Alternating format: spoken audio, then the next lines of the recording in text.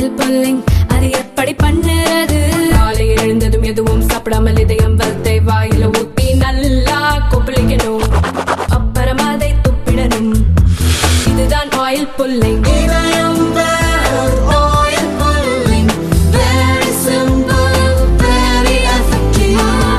சென்னை திருச்சி தேசிய நெடுஞ்சாலையில் இரும்புலியூர் முதல் மேலவலம்பேட்டை வரை 46.5 கிலோமீட்டர் நீளத்தில் 2019 முதல் 2024 வரை 1023 சாலை விபத்துகள் ஏற்பட்டு அதில் 223 பேர் உயிரிழந்துள்ளனர்.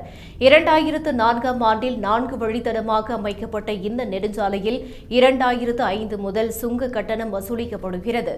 இது தொடர்பாக சமூக ஆர்வலர் ஒருவர் பெற்ற ஆர்டிஐ தகவலின்படி பராமரிப்பு மற்றும் நிர்வாக செலவாக 640 கோடி ரூபாயும் சாலை பாதுகாப்பு செலவாக 83 கோடி ரூபாயும் செலவிடப்பட்டுள்ளதாக தெரிவிக்கப்பட்டுள்ளது.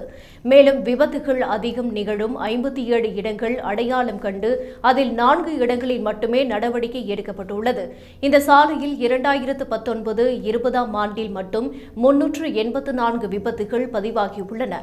இதுகுறித்து மார்க்சிஸ்ட் கம்யூனிஸ்ட் கட்சியின் மாவட்ட செயற்குழு உறுப்பினர் புருஷோத்தமன் கூறுகையில், இரும்புலியூர் மேலவலம்பேட்டை இடையே உள்ள 46 கிலோமீட்டர் சாலையில் 6 ஆண்டுகளில் மட்டும் 223 பேர் உயிரிழந்துள்ள சம்பவம் அதிர்ச்சியை ஏற்படுத்தியுள்ளதாகவும், சாலை பாதுகாப்பு மற்றும் பராமரிப்பு செலவுகள் இருந்தும் விபத்துகளின் எண்ணிக்கை அதிகமாக இருப்பது கவலைக்குரியது என்றும், சுங்க கட்டணம் வசூலிப்பதை மட்டுமே முக்கியமாக கருதாமல் விபத்துகளை தடுக்க நெடுஞ்சாலை நிறுவனம் உரிய நடவடிக்கை எடுக்க வேண்டும் எனவும் கூறினார்.